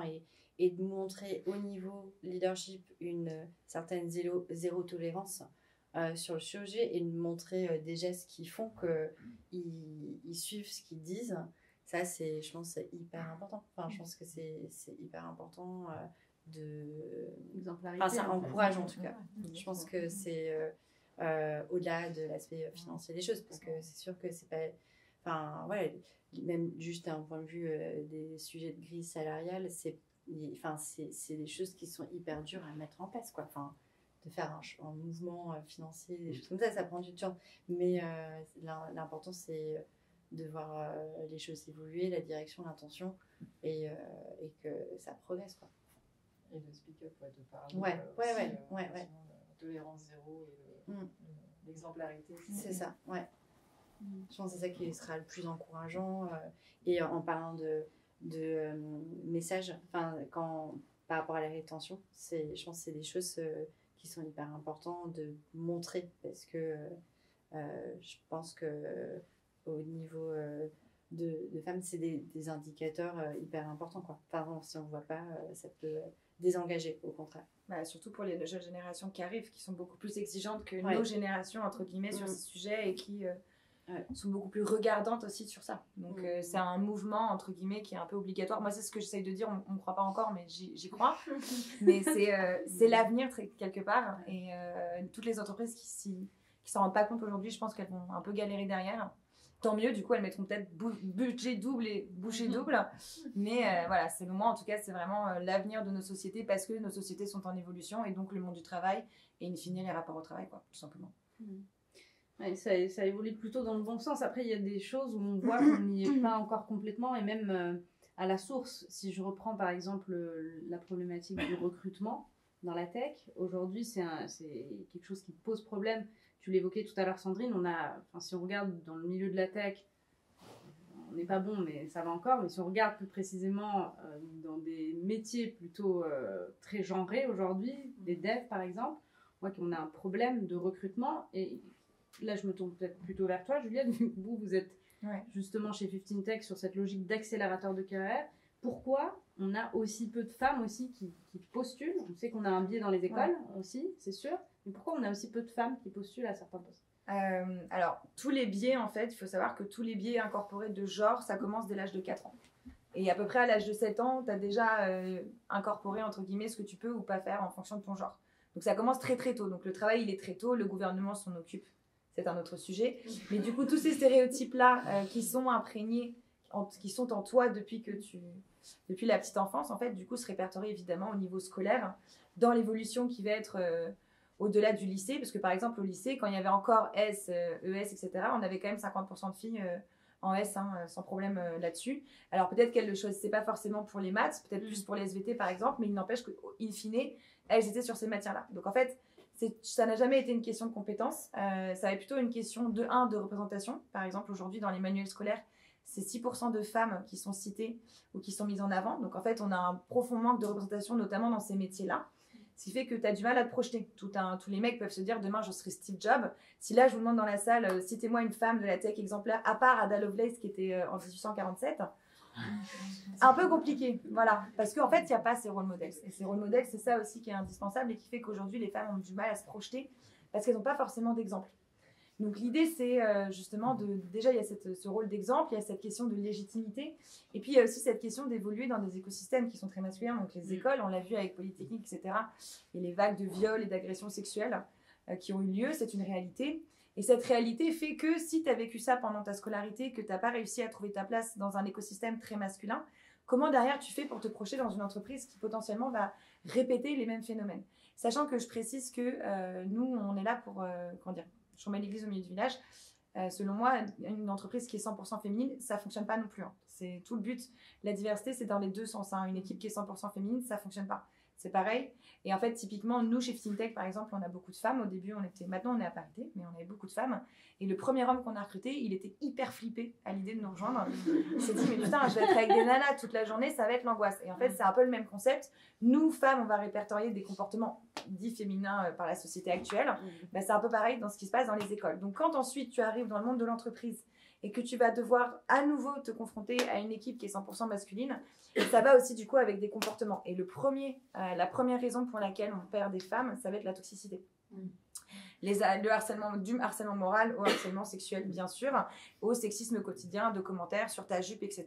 Et je ne le dirai pas ici, mais nous, on a des témoignages quotidiens de ces femmes qui nous racontent ce qui leur est arrivé. Et c'est vrai que du coup, tout ça devient beaucoup plus concret. Donc, il y a du coup cet aspect aussi culturel qui est souvent malheureusement perpétué dans des équipes assez masculines. Et puis enfin, du coup, il va y avoir la vie personnelle. C'est-à-dire que nous, ce qu'on sait, c'est qu'on perd une femme sur 2 définitivement dans la tech au bout de 8 ans, ce qui correspond à la parentalité. Tu le disais très justement tout à l'heure sur les salaires, mais ce n'est pas uniquement les salaires, c'est aussi du coup l'évolution professionnelle et ce qu'on va appeler l'équilibre vie pro-vie perso. Puisque au moment où tu es, comme diraient mes parents, c'est le moment où tu es au top de ta carrière que tu as des gosses. Donc c'est un peu compliqué de gérer les deux. Et à ce moment-là, en fait, ce qui se passe dans notre société actuelle, c'est que c'est beaucoup les femmes du coup qui vont aller faire ces efforts, d'autant que comme elles gagnent moins bien, du coup, forcément, c'est elles qui vont faire ce sacrifice. Et in fine, avoir un job dans la tech qui est très exigeant en termes de temps comme en termes d'énergie, c'est pas forcément compatible avec une responsabilité familiale qui s'est accrue avec le Covid. On est à 70% de femmes qui s'occupent du foyer et des enfants. Ouais. Les tâches ménagères, par exemple, c'est 2h30 pour les femmes par jour. Les hommes, c'est 1h10. Mais la bonne nouvelle, c'est qu'on a gagné 10 minutes en 10 ans. Donc, du coup, comme on est dans ces phénomènes-là, comme tu as tous ces éléments, en fait, soit de vie, soit de légitimité, et ce fameux syndrome de l'imposteur, les comportements qui en suivent, c'est, par exemple, typiquement, nous, les femmes, on le voit sur le comportement pour une candidature. Elles reviennent 20 fois sur les offres. Donc, 15 Tech, on a des offres de job et on a du coup des entreprises qui cherchent proactivement à recruter des femmes. Et sur ces offres de job, les femmes peuvent candidater délibérément. Eh bien, on voit que pour une même offre, une femme va revenir à peu près 20 fois avant de décider de candidater, si tant est qu'elle candidate. Et ça peut prendre 2 semaines. Un mec qui vient 3 fois sur l'offre, tac, il y va. Donc, en fait, comme les femmes ne candidatent pas assez, de par ces univers toxiques, de par cette peur de ne pas trouver leur légitimité de par ce syndrome de l'imposteur, in fine, elles ne viennent pas aux entreprises et donc c'est aux entreprises d'aller à elles. Et certes, il n'y a que 25% de femmes aujourd'hui dans la tech, si on prend toute la tech mélangée, on va dire. Donc forcément, c'est difficile d'atteindre la parité. Mais comme je le disais tout à l'heure, toutes les entreprises qui font le nécessaire vont sortir du lot et pourront aller chercher cette parité parce qu'elles vont attirer des femmes qui viennent aujourd'hui chercher justement cet équilibre vie perso, cette égalité salariale et surtout une culture saine qui leur permet de s'épanouir et de s'exprimer. Pour résumer. Compléter juste un petit mot. Souvent on nous dit oui, c'est pas possible de trouver des femmes dans la tech, c'est pas possible. Donc il y a plein de solutions effectivement qui permettent d'accompagner ça. Et juste un exemple, on était tout à l'heure à l'école 42 avec Dominique, voilà. Et l'école 42, elle est gérée aujourd'hui par Sophie Figé qui a réussi à, je crois qu'elle a 36% de femmes. De filles dans les rangs des étudiants de l'école, alors qu'elles étaient à 14% avant son arrivée. Donc, quand on est engagé, qu'on mène des programmes vraiment forts sur ces questions-là, on y arrive. Mais ça prend beaucoup de temps, ça prend de l'énergie, ça prend, voilà, ça nécessite de s'y consacrer, d'y mettre des moyens, mais c'est possible en fait. Donc, c'est plus difficile, il y a peu de viviers, mais en tout cas, voilà, on peut aussi montrer des exemples qui marchent et c'est plutôt encourageant. Ouais. La clé, c'est la proactivité en fait. C'est d'aller contacter des talents féminins, c'est d'avoir proactivement des shortlists, des shortlists en termes RH, pardon. C'est le fait que je me dis, je recrute un développeur, je vais avoir 5 mecs et 5 meufs in fine dans mes candidats et ensuite que le meilleur gagne. Parce que c'est aussi ça, c'est que si tu as à la fin de ton process un homme et une femme, mais que la femme n'est pas aussi bonne que l'homme, tu vas pas la prendre parce que c'est une femme. Parce qu'alors, elle devient une tête de proue. Un peu comme ce que tu disais beaucoup, David, sur le fait de mettre Emmanuel, etc. en avant. Si à la fin, le fait d'être une femme, c'est la seule chose pour laquelle tu es mis en avant dans tes équipes ou en tant que fondatrice ou autre, en fait, c'est se tirer une balle dans le pied par rapport à ce qu'on cherche à obtenir. Donc l'idée, c'est d'être proactif dans ton sourcing, aller contacter des talents féminins. Nous, on a une base de données de femmes. Alors, on a des hommes, mais c'est principalement des femmes. Et donc, on encourage les boîtes à venir sur la base de données et à aller contacter des talents féminins pour avoir ces shortlists qui sont un peu plus paritaires. Et in fine, bien évidemment, essayer de les recruter. Si tant est que tu as fait le travail que vous avez fait chez Skello, qui est d'entraîner les managers sur les biais. Parce que si tu fais tout ce travail, mais que derrière, tu te heurtes à des managers qui sont biaisés et qui se disent « elle a 3 enfants, donc elle sera jamais assez dispo, donc je vais pas la prendre », parce que malheureusement, ça existe encore aujourd'hui, dans ces cas-là, tu as fait tout ça pour rien. Donc en fait, c'est un taf qui vient depuis le top management jusqu'en bas, qui passe par les process de recrutement, qui passe par la culture, mais qui passe surtout par la proactivité. On a parlé de beaucoup de choses. On a parlé d'exemplarité, de proactivité, de grille de salaire, de mentorat. Peut-être pour conclure cette table ronde et avant de passer à la session de Q&A, est-ce que vous avez encore des recommandations à partager ensemble ce soir de 12, de don'ts justement, peut-être un peu plus des don'ts vu qu'on a parlé beaucoup de 12, justement autour de ces sujets de parité. Il ne faut pas partir du principe que ça vient tout seul, ça c'est sûr. Et donc il faut vraiment forcer, il faut suraccentuer à mon avis ces efforts parce que voilà, c'est malheureusement loin d'être naturel. Et je dirais que faut pas penser que ça devrait être des sujets qui sont portés par les femmes. Nous, on a fait le parti pris de trouver un sponsor côté PayFit qui soit masculin dans l'Exco. Du coup, c'est notre CPO qui est notre sponsor sur l'Employee Working Group et notamment sur tous les enjeux de parentalité, par exemple. On veut pas juste favoriser les femmes de PayFit, c'est les parents, quoi, parce qu'on sait que c'est autant un sujet qui doit être bénéficié des deux côtés pour bénéficier la population féminine également, quoi. Enfin, c'est un élément, c'est l'équité dans ce sujet-là qui va avancer. Donc je dirais que voilà, c'est important que ça soit pas. Et donc voilà, par exemple dans notre Employee Resource Group, on a aussi un homme dans le groupe et et même dans notre groupe, ça qui a été développé, il y a beaucoup d'hommes qui se sont regroupés. Donc voilà, c'est dire en tout cas chez nous, PayFit, on ne veut pas que ça soit juste un sujet porté par les femmes. Et du coup, j'en profite, si justement c'est comment aussi en tant qu'homme, on ne peut pas se dire ce n'est pas mon rôle ou je ne sais pas comment le faire. Parce que ça peut être aussi compliqué quand on est engagé en tant qu'homme de se dire j'ai pas envie de faire du mansplaining ou j'ai pas envie de prendre la place qui est pas la mienne. C'est hyper compliqué comme sujet. Donc j'en profite, on fait un événement la semaine prochaine. Si ça vous intéresse, contactez-moi sur LinkedIn. Pour j'explique, c'est un talk qui est à destination des hommes, du coup cette fois. Parce que justement, il n'y a toujours que des femmes dans la salle. Donc cette fois, on va parler aux hommes et expliquer justement comment tu peux prendre ta place.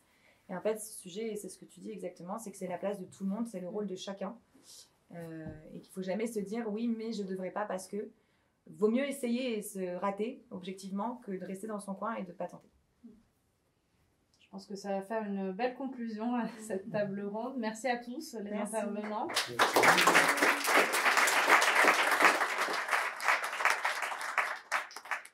vous propose peut-être maintenant de passer à la session de questions-réponses. Si vous avez des questions ou des remarques pour nos intervenants de ce soir. Oui, Lisa. Ouais, moi j'ai une question par rapport à le fait d'être proactif en tant que femme. Je suis développeuse informatique du coup et je tente de parler à mes petites nièces, mes petites cousines et tout de tout ça. C'est pas très agréable comme conversation parce qu'en fait ça les intéresse juste pas. Comment vous faites pour les intéresser à ce genre de sujet? T'as des jeux. Comment? T'as des jeux pour les enfants. T'as des jeux en fait qui te font comprendre les bases de l'algorithmie, mais qui sont des petits trucs de geek parce que même les petites filles jouent au jeu. Hein. Donc en fait, tu peux un peu les introniser par le jeu, par exemple. Et même en fait, par exemple, les Lego. Les Lego, en fait, c'est une base, c'est une logique mathématique en fait. Donc tu leur offres des Lego, tu les fais avec elles, et puis petit à petit, tu leur fais comprendre, tu leur fais jouer en fait à des choses qui développent ce type de réflexion et d'intérêt. Et puis après, c'est un travail au quotidien de marteler un peu le sujet, quoi. Après, t'as un sujet, t'as pas mal au-delà de l'intérêt, parce qu'en fait, toutes les petites filles jouent au jeu. Bah oui. T'as quand même un sujet t'en as parlé en S 50-50, et en fait, plus 50-50 dans les écoles, t'as un sujet d'autocensure. Et on en a peu parlé, mais on en a un peu parlé. Donc, rien que le fait que toi, tu sois dans leur entourage et que tu sois un exemple d'un parcours dans ce secteur-là, en fait, ça crée un champ des possibles, en fait. Pour être honnête, moi, il me voit plus comme la petite bizarre qui fait des conneries. Peut-être changer ce positionnement. Faut l'illustrer aussi différemment. Par exemple, toutes les petites filles, toutes les jeunes filles aujourd'hui, elles ont un compte TikTok, elles ont un iPhone, par exemple. En fait, c'est de la tech. Donc, typiquement, si tu n'arrives pas, je sais pas quel âge elles ont, si elles sont toutes petites, c'est par les jeux, etc. Mais si c'est des adolescentes, ça va être aussi en leur montrant tout simplement que la tech, c'est pas des geeks avec des pellicules sur les épaules devant leur écran dans le noir, quoi. Donc, il y a beaucoup plus de choses qui peuvent être faites, et du coup, c'est aller les toucher aussi avec des sujets qui leur plaisent. Si elles aiment l'écologie, c'est de leur montrer une app qui a été faite, qui est hyper stylée, et en fait, tu leur expliques qu'il y a quelqu'un derrière. Et c'est petit à petit comment, avec des centres d'intérêt qui leur parlent, tu peux leur montrer la technologie sous une autre forme. Et puis après, encore une fois, c'est aussi la façon dont tu vas leur parler, la façon dont tu vas par exemple les reprendre. Typiquement, moi, ma nièce, elle voulait mettre une cravate et elle dit à son papa, moi je veux mettre des cravates tous les jours dans ma vie. Et il lui répond, les cravates c'est un peu pour les mecs. Et elle répond, non, c'est pour les femmes. Et moi je veux des cravates avec des licornes. Et il s'est dit, ouais, en fait, t'as raison, les cravates c'est pour les femmes comme pour les hommes, on s'en fout. Donc en fait, c'est aussi de l'éducation que tu vas faire à travers la façon dont tu leur parles. Si tu leur parles que de leur beauté et de leurs cheveux, forcément, elles vont se projeter en princesse. Je retire. Le goodies Et on cravate. Comment rendre attractive une offre d'emploi au-delà de la grille de salaire? Comment, voilà, rendre attractive pour une femme? Alors, je sais pas si c'est que moi qui... Ouais, alors il y a différentes façons de le faire. Déjà, expliquer les engagements qu'a l'entreprise sur ces questions de diversité et d'inclusion avec des exemples concrets. Par exemple, il y a des entreprises qui vont proposer de payer 2 jours, pour les enfants, pour les parents qui ont des enfants de moins de 12 ans, par exemple, en disant, voilà, vous pouvez prendre 2 jours dans le mois et c'est payé 100%. De dire qu'il y a des avantages ou des actions qui sont menées pour la parentalité, pour les aidants, voilà, qu'il y a des aménagements de postes possibles ou d'environnement selon les personnes aussi neurodiverses ou autres. Donc il y a, ne pas hésiter à présenter les avantages, tous les bénéfices qui sont proposés sur ces questions d'équilibre de vie, de diversité et d'inclusion. Il y a aussi dans la façon de construire les différentes compétences attendues ou la liste des missions, de rester sur l'essentiel, parce que c'est vrai que les femmes ont tendance à s'autocensurer facilement en se disant il y a tout ça, il y a une checklist hyper longue, on attend plein de trucs, moi je coche pas toutes les cases donc je vais pas répondre. Donc déjà d'être aussi dans la construction des offres sur des listes de compétences ou de profils attendus qui sont, on va dire, les plus essentiels. Donc de se poser vraiment la question de qu'est-ce qui est attendu de façon essentielle et incontournable et qu'est-ce qui peut être acquis après dans l'organisation, dans l'entreprise, dans la pratique et dans tout ce qu'on va pouvoir fournir aussi en termes de formation, d'accompagnement, de mentoring, etc. Donc ce point-là. Après, c'est effectivement aussi dans le fait de publier les offres. Il y a des études très claires qui montrent que effectivement, si tu laisses ton offre que peu de temps en ligne, les femmes vont moins répondre. Donc laisser un peu plus longtemps les offres en ligne, il y a plus de candidatures féminines. Parce que voilà, c'est cette question de j'y reviens, je repasse. Peut-être qu'ils n'ont pas trouvé, peut-être que je peux y aller. Voilà. Je stéréotype un peu, mais voilà. Et aussi dans les termes, dans la façon de présenter les compétences, de faire attention à avoir des compétences qui vont être, parce qu'on est encore dans une société stéréotypée et genrée, donc il y a des compétences qui sont plutôt associées à des hommes et des compétences qui sont plutôt associées à des femmes. Malheureusement, même si on essaye de faire changer ça, de faire attention à la façon dont on formule ce qu'on attend des personnes. Et ce qu'on attend du professionnel ou de la professionnelle qui va nous rejoindre. Bon, c'est pas mal d'éléments et il y a aussi des outils qui permettent de dégenrer des annonces et qui permettent d'aller scanner justement la neutralité d'une annonce. Donc aujourd'hui, vous pouvez un petit peu aussi vraiment vous poser de bonnes questions et améliorer vos process sur ce volet-là.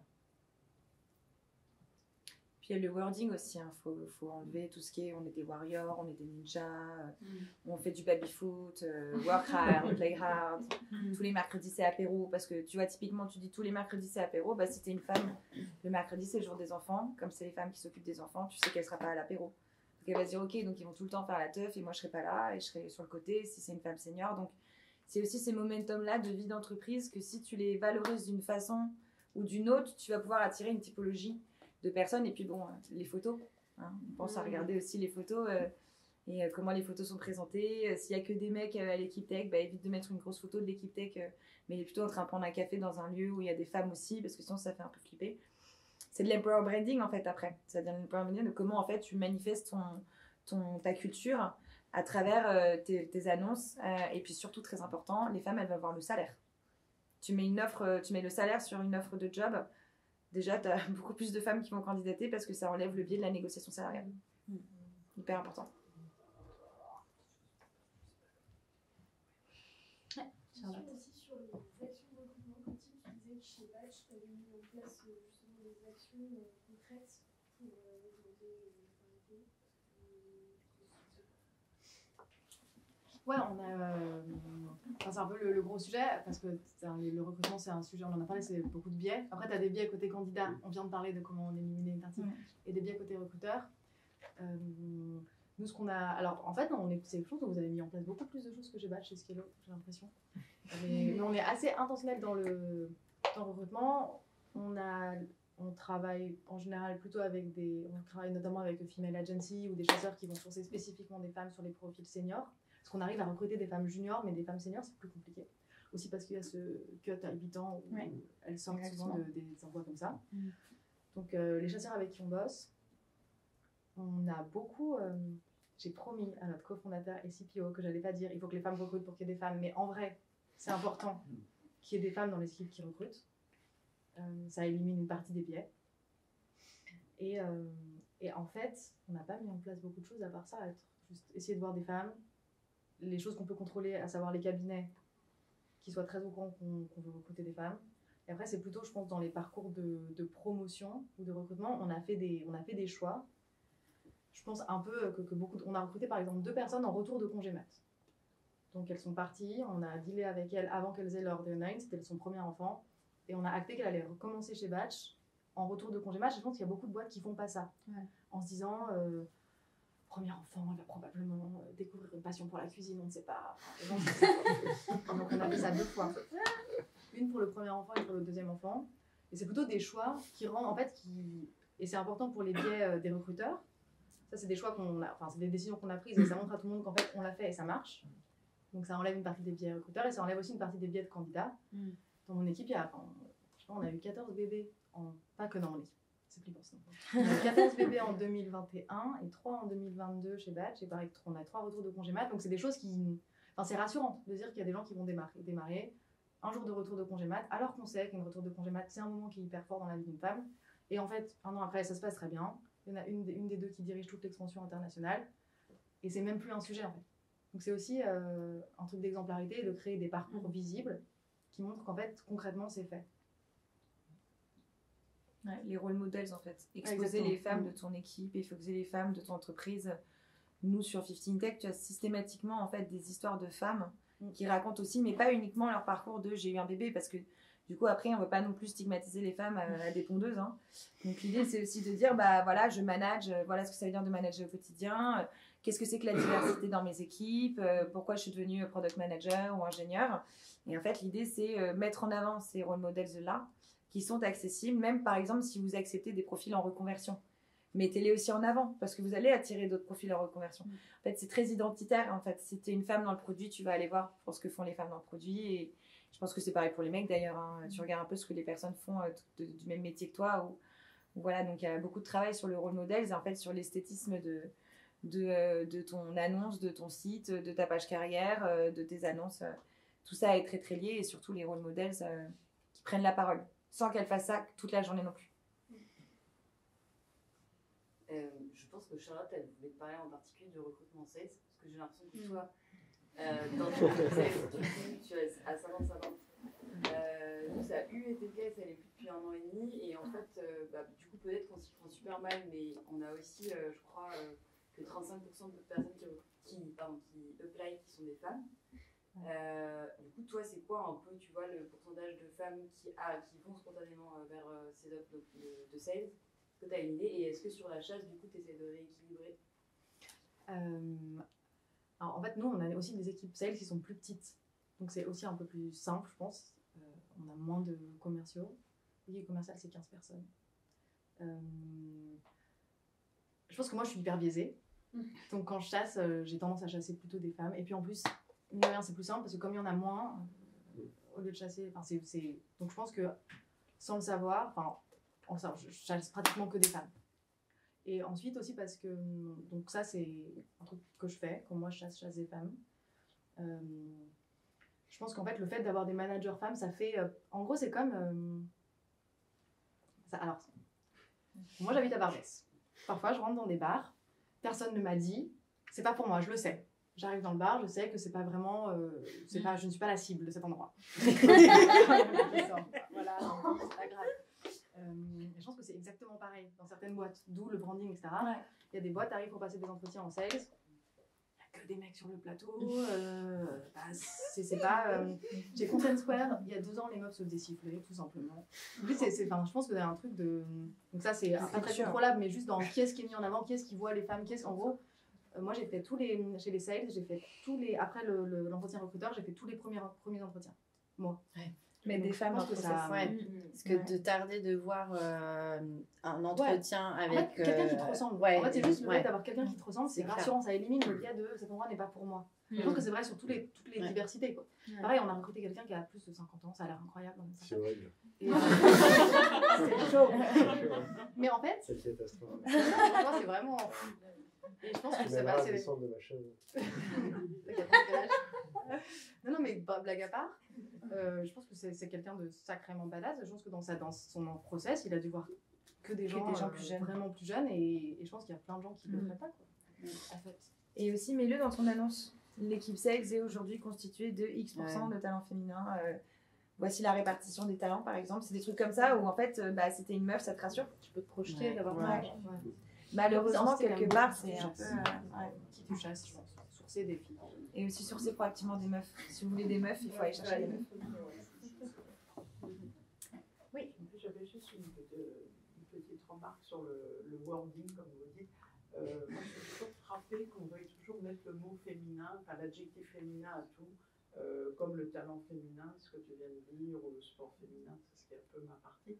Et je pense que tant qu'on ne dira pas qu'il y a des femmes et des hommes, on fera des sous-catégories, parce qu'on ne dit pas qu'on ne parle pas de talent masculin, on ne recrute pas. Donc merci de recruter des femmes et pas des talents féminins. Moi, j'ai plutôt une question pour toi, Juliette. Justement, moi, je suis commerciale chez Skello, donc dans une équipe où il y a pratiquement que des mecs. Enfin, moi, c'est ok, ça me gêne pas en soi. Mais en fait, dans le sens où c'est comme ça, de toute façon. Mais comment, en fait, individuellement, tu vois, quand tu es une femme, en tant qu'employée dans une équipe où il y a que des mecs, comment les sensibiliser, tu vois, à la parité? Parce que généralement, ils ne sont pas concernés, parce qu'ils ont leur réalité, on a la nôtre. Et tu vois, des fois, tu passes un peu pour la relou, pour la folle, etc. Mais au bout d'un moment, en fait, c'est des sujets. Et comment leur faire comprendre, tu vois? C'est compliqué, hein. C'est compliqué, mais c'est... alors si j'ai un exemple, typiquement, moi j'ai un pote qui est conducteur de chantier, qui donc est dans un univers très masculin, et un jour on a fait une après-midi sport, et je l'ai battu à tous les sports. Mais du coup, évidemment, il était très triste de cette situation. Et il me dit, putain, t'es hyper masculine, parce que t'es hyper sportive et compète, par exemple. Et donc, du coup, au lieu de m'énerver ou de lui dire, mais parce que si ça, je lui ai dit, ok, mais alors du coup, pour toi, pourquoi le fait d'être compète est forcément un adjectif masculin? Ta meuf, si par exemple elle se bat pour un poste et qu'elle se fait écraser par une autre personne, est-ce que ça te satisfera parce que tu diras bah, c'est normal, elle n'est pas compète, c'est une femme? Je dis bah non, bien sûr, je veux le meilleur pour elle. Je dis ok, et du coup j'ai transposé un peu sur des exemples proches de lui. Il y avait en l'occurrence 3 sœurs. Et pour le moment, entre guillemets, souvent j'utilise des exemples, alors c'est pas forcément très responsabilisant, mais objectivement c'est ce que j'ai trouvé de plus simple pour planter des graines en tout cas, c'était de dire bah ok, donc si demain ta sœur joue à un sport et qu'elle se fait écraser par des mecs et qu'elle se fait mettre minable, est-ce que ça va te rendre heureux? Est-ce que tu définiras du coup ça comme masculin ou féminin? Et en fait du coup j'essayais de le challenger avec ça. Et du coup il s'est dit c'est vrai que pourquoi est-ce que je pars du principe que si t'es compète c'est forcément masculin? Pourquoi une fille ne pourrait pas être compète ou sportive? Et en fait du coup tu commences à challenger un peu ses acquis quelque part. Et petit à petit, en fait, tu plantes une graine. Et moi, je suis plutôt dans l'esprit de me dire, je préfère planter des petites graines qui mûrissent. Où le mec, il est sous sa douche, il dit, tiens, c'est vrai. Et ça fait son chemin que de rentrer dans le tas des gens, d'être dans l'agressivité. Parce qu'au final, ça marche jamais. On le voit pareil en politique. Au final, tout ce qui est extrême, ça fonctionne pas. Donc, j'essaye plutôt de planter des graines. Et donc, du coup, quand tu as des comportements qui sont un peu excessifs, où on te dit, ah putain, pour une fille... Essaye de trouver une transposition du concept de fille et de la qualité qu'on t'a accordée ou au contraire du défaut. Et d'essayer de faire comprendre que justement pourquoi est-ce que... Et du coup challenge les acquis de la personne en face de toi. Et un peu l'art de la rhétorique quelque part. Et du coup tu verras un petit peu comment ça se fait. Par exemple, c'est ce qu'on disait tout à l'heure. Moi j'ai beaucoup d'hommes qui me contactent après avoir eu une petite fille. Ils ont une femme, ils ont une sœur, mais pas une petite fille. Et quand ils ont une petite fille, ils m'appellent, ils me disent tu vois, je suis hyper sensible parce que j'ai une fille. Donc j'ai envie de répondre oui, mais bon, c'est pas la seule femme de ta vie. Mais du coup, ça les choque parce que tout d'un coup, ça se transpose à ça devient personnel. Et donc ça devient l'enjeu de ma fille, c'est mon enjeu. Et donc ça devient un enjeu qui du coup ils le prennent à cœur. Et ben c'est un peu pareil. Du coup, la transposition fonctionne pas mal pour commencer le débat. Et puis après, du coup, dans tes conversations, dès qu'il y a un mot qui n'est pas le bon, dès qu'il y a une approche qui n'est pas la bonne, tu challenges systématiquement. Et petit à petit, ils vont commencer à se dire attends. Elle va me reprendre, mais est-ce qu'elle a raison de me reprendre? Et petit à petit, le chemin va se faire quelque part. Et moi, je crois beaucoup en ça, en le fait de laisser aussi les personnes par elles-mêmes commencer à se poser des questions. Et quand elles sont dans la rue, elles vont être face à une situation. Et parce que tu lui as dit ça, peut-être que du coup, il va agir différemment et petit à petit changer son comportement. On peut demander à Fares, parce que c'est un sales manager. Fares. Oui, bonsoir. C'est un sales manager. Bonjour. Chez Skello. Voilà. En plus, il a un garçon, mais comment tu gères ça? La question est tu gères quoi? C'est ça? Franchement, je ne saurais pas vous répondre. Pourquoi vous formulez la question? Je n'aurais pas me poser une question en fait, c'est pour ça. Bah, du coup, je vous invite à venir à l'événement de la semaine prochaine. Je recommence, mais non, mais non, ça la question c'est comment tu gères dans une équipe très masculine. Comment tu assures à ta population féminine moi, il y a des règles d'entrée. Parité. Quand il y a des nouveaux entrants, je les reçois le premier jour quand ils arrivent sur l'open space. Et clairement, pas de blagues sexistes, pas de blagues racistes. Après, on peut blaguer de tout, mais pas de ça. Et c'est des choses sur lesquelles je suis très sensible et très attaché. Auxquelles je fais très très attention. Et après, tout le monde est logé à la même enseigne en fait. C'est que pour moi, hommes, femmes, tout le monde, on peut tous faire le même taf, j'ai pas de problème avec ça. Et pour revenir aux femmes enceintes ou aux femmes tout court, embaucher des femmes, ça ne me pose pas de problème. Si elle a un enfant, c'est lié. Au contraire, je trouve que c'est un très bon levier de motivation d'ailleurs. Je ne vois pas une autre problème. Mais du coup, ouais. Je pose jamais la question en entretien, je trouve que c'est dans le Pardon? Ils le disent. Oui, ils le Parce disent. qu'une femme va presque s'excuser. Je trouve ça un peu dommage. Oui, mon Dieu. Mais du coup, vu que c'est ton manager. Non, on se connaît, on a bossé ensemble avant, Ok. mais non, c'est pas mon manager. Bah, typiquement, si vous avez des managers qui sont engagés comme c'est le cas, tu peux aussi aller voir ton manager et lui dire commence à me taper sur le système, il a eu tel comportement. Et c'est aussi le rôle du manager, en fait, qui, pour la plupart du temps, est un homme, d'aller voir la personne en question, de la prendre à part et de lui dire typiquement le comportement que tu as eu cet après-midi ou j'ai été témoin ce midi de cette typologie de remarques. Vaut mieux éviter pour telle et telle raison. Il faut toujours que ce soit justifié, il faut toujours que ce soit un dialogue, pas une interdiction. Dès lors que tu interdis ou que tu obliges, tu mets tout ça dans un rapport de force. Donc du coup, c'est aussi aller chercher dans ta hiérarchie, s'il y a une ouverture d'esprit comme monsieur, c'est aller chercher du coup dans ta hiérarchie de l'aide parfois quand tu es face à des situations où tu vois qu'il n'y a pas trop d'évolution. Bah, ce qui est bien, c'est que pour le coup, dans mon cas, ma hiérarchie est hyper ouverte sur ça et hyper intéressée par ça aussi. Mais de toute façon, en tant que femme, en fait, dès le départ, j'ai posé mon cadre, tu vois. Oui, bah oui. Et on est obligé de le faire, malheureusement. C'est en mode, moi, je tolère pas ci, je tolère pas ça. Ouais. C'est comme ça, c'est pas autrement. Et si ça sort de mes limites, je m'en vais. Mais tu vois, je trouve ça triste aujourd'hui. Comment? Moi, j'étais d'accord avec toi, je pense qu'il Bah faut oui. interdire. Ouais, il faut, c'est ça. Il faut le dire en fait. Si tu es en réunion et qu'on te laisse pas parler, tu peux dire par contre, est-ce que je peux juste finir ma phrase? Et du coup, tu es un peu obligé, non mais c'est vrai, mais tu es un peu obligé de faire plus, quelque part parfois même en termes d'intervention et de positionnement que tu vas avoir pour te faire quelque part respecter et pas écraser ou en tout cas que les comportements soient pas abusifs ou en contraint. C'est ça, mais tu vois, je trouve ça des fois, quand je prends du recul sur tout ça, parce que pour moi, c'est un problème de société, comme je disais tout à l'heure. Pour moi, il y a un problème de fond, il y a des choses qu'on ne contrôle pas. Mais je trouve ça malheureux, en fait, qu'on doive à chaque fois poser ce cadre-là. On ne devrait pas avoir à le poser. Dans les formations qu'on fait sur ces questions-là, souvent, effectivement, les retours qu'on a, c'est OK, c'est bien de se manifester, de rien laisser passer, mais c'est toujours les mêmes et c'est toujours sur vous que reporte aussi cette responsabilité. Donc, on comprend que c'est dur aussi de toujours être obligé de soi-même se défendre, poser les limites, rappeler le cadre, etc. Donc, ce qui est intéressant aussi, c'est dans des équipes masculines, il y a différents comportements. Il y a aussi des personnes qui peuvent être des super alliés et de les identifier, d'aller les voir, de leur parler aussi parce que de leur exprimer, de leur dire, bah, tu vois, là, nous, par exemple, on a des personnes qui nous disent, moi, parfois, je suis en réunion, je suis en visio, j'ai, je sais pas, 20 personnes, je suis la seule femme en visio et en fait, quand je présente un truc, etc., j'ai pas l'impression d'être hyper écoutée et d'avoir quelqu'un dans l'équipe à côté qui dit, bah non, écoute, de toute façon, moi, je vois pas le problème, donc t'inquiète pas, tout va bien. De faire comprendre à cette personne-là que peut-être si elle te soutient, si elle entend aussi et qu'elle peut être alliée et un peu t'aider à certains moments quand tu te sens en difficulté ou mal à l'aise, et d'aller trouver ces alliés et ces personnes qui vont dire ah ouais, du coup j'en prends conscience et je vais peut-être un peu rebondir si je vois que tu es un peu en difficulté ou que si je vois que effectivement telle personne a un propos un peu déplacé ou limite.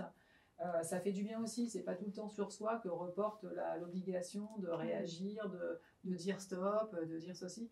Voilà. Mais c'est se trouver aussi des personnes dans son entourage qui peuvent apporter aussi une aide, mais en parler et de dire si tu peux m'aider un petit peu là-dessus, parce que moi des fois j'en ai un peu marre que ce soit toujours moi qui parle en fait.